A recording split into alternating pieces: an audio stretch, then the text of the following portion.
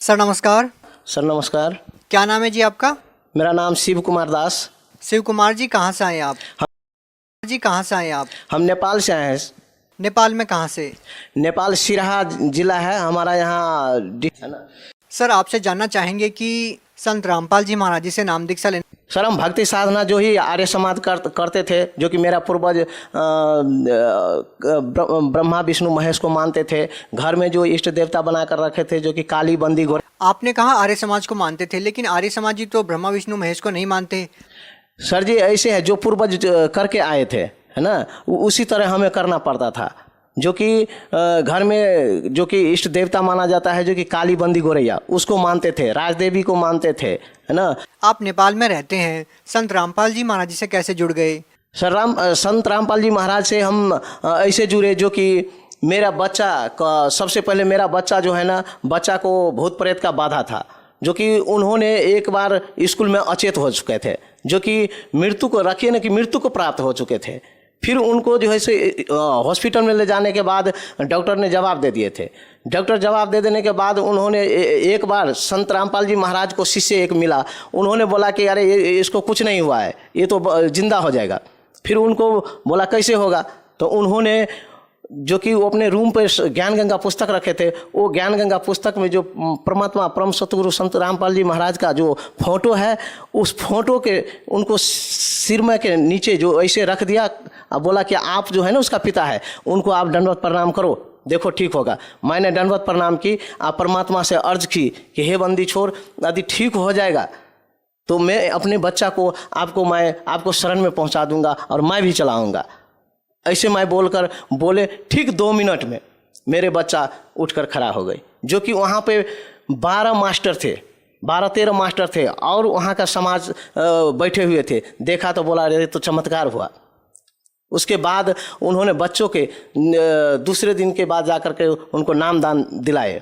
लेकिन आपने कहा कि अगर आपका बच्चा ठीक हो गया तो आप भी संत रामपाल जी महाराज जी से जुड़ जाएंगे, लेकिन आप क्यों नहीं जुड़े? क्या आपको कोई विश्वास नहीं था?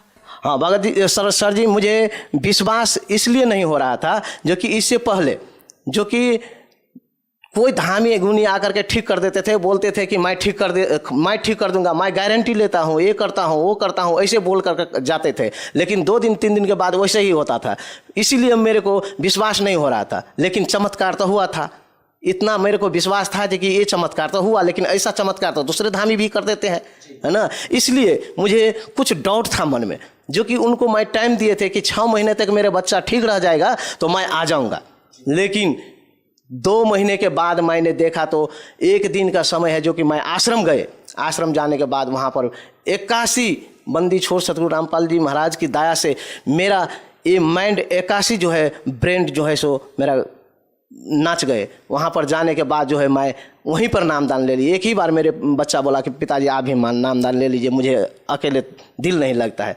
जैसे आपने कहा था कि 6 महीने तक आपके अगर बेटे को कुछ नहीं होता है तो आप नाम ले लेंगे, क्या उस दिन के बाद आपके बेटे को कुछ नहीं हुआ? नहीं सर जी, मेरे बच्चा को कुछ नहीं हुआ, लेकिन हुआ दूसरी वाली लड़की, जो मेरे बड़ी वाली लड़की थी, उन लड़की को ऐसा ही हाल हुआ, जो कि एसएलसी परीक्षा में मेरे भाई साहब लेकर जा रहा था। आमने सामने एक्सीडेंट हुआ। आमने सामने एक्सीडेंट होने के बाद जब मेरे बच्चियाँ गिरी, लड़की गिरी, तो वो दूसरे वाला मोटरसाइकिल था, उस मोटरसाइकिल को ले गाड़ी में समीज जो फंस गए, जो कि पीछे पर पुलिस प्रशासन भी थे। लेकिन कुछ दूर जाकर के बच्चियाँ छूट गई, लड़की छूट गई मेरी। वो मोटरसाइकिल कहाँ गायब हुई दिखाई नहीं दी भगत सर जी, दिखाई नहीं दी। उनके बाद उनको फिर वही भूमिजा हॉस्पिटल में भरना किया। भरना करने के बाद 3 दिन के बाद उनको जो ऐसा हाल हुआ, जो कि अब इसका बातें न मत छोड़िए। फिर भी मैं उन्हीं बंदी छोड़ सतगुरु रामपाल जी महाराज के शरण में ले जा करके ऐसे उनको फोटो के सामने जो कि खड़ा की, 2 मिनट के बाद में उसके आंखों से गंगाधार फूट गए भगत जी, सर जी गंगाधार फूट गए। उनके बाद मेरे बच्चा ने, उन लड़की ने जो जंतर मंतर था गर्दन में, उसको काट कर फेंक दिया। उसके बाद उसके सुबह में जा कर के बोले कि पिताजी मुझे आश्रम ले चलिए। जब आश्रम ले गए सर जी, वहाँ जा कर के मेरा बेटी अपना अच्छा से नामदान लिए। उसके बाद एकदम वो भी कंप्लीट ही। सर आपकी इन बातों पे कौन विश्वास करेगा? आपके कहने का मतलब है कि आपके बेटे की मृत्यु हो गई थी, डॉक्टर्स ने भी बोल दिया था कि अभी ये आपका बच्चा मृत्यु को प्राप्त हो चुका है, उसके बाद वो बच्चा जीवित हो जाता है।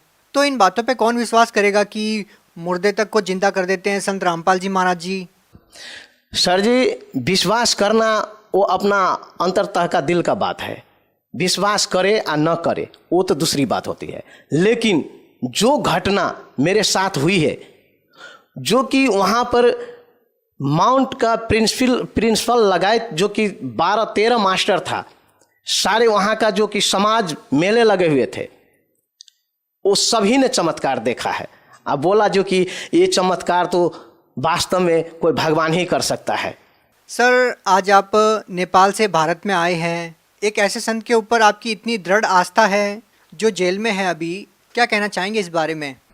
सर जी, परमात्मा यानी कि भगवान जेल में हो, भगवान आकाश में हो, भगवान कहीं हो, भगवान हृदय में है। सच से अति अपने हृदय से मान लीजिएगा जो कि भगवान है, तो भगवान आपका साथ है। जो कि यहाँ पर मेरा लड़का भी आए हुए हैं, जो कि 3-3.5 साल के बच्चे थे। उस समय जब हम नाम दान लिए थे सर जी, तो जब हम माला जापते थे, नित्य नियम करते थे, तो बच्चा ने मर्यादा को पालन शुरू किया था। लेकिन उस बच्चे को यहाँ पर जब तारीख पर आए तो रोहतक में आकर नाम दान लिया। अच्छा, आपसे ये जानना चाहेंगे कि बहुत से लोग ये कहते हैं कि संत रामपाल जी महाराज जी से नाम दीक्षा लेने से पहले वो नशा करते थे और नाम दीक्षा लेने के बाद उन्होंने नशा छोड़ दिया। क्या आप भी कोई नशा करते थे? सर, नशा का बात तो बीड़ी तंबाकू खैनी हम नहीं खाते थे, लेकिन बियर पीते थे। हम नेपाल में रहने के ऐसे बियर पीते थे। सर, और कोई लाभ मिला संत रामपाल जी महाराज जी से नाम दीक्षा लेने के बाद? लाभ तो सबसे पहले मेरे बच्चा मिला।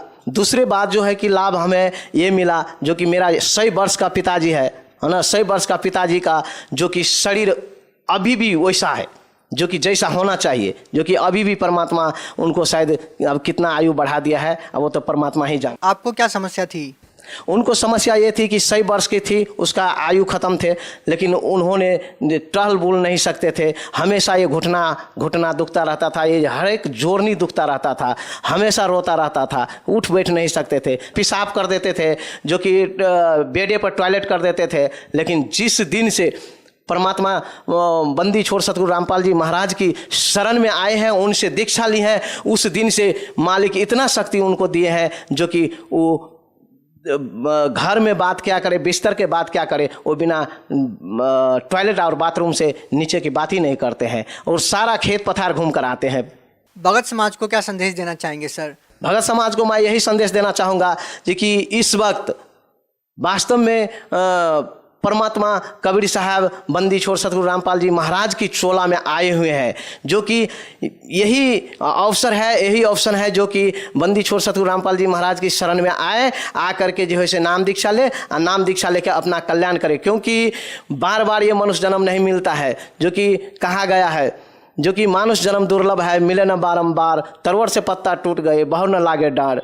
इसलिए जो कोई लेट करेगा, देर करेगा, वो समझे कि वो अपने आप को हत्या कर रहा है। जी धन्यवाद। सत साहेब।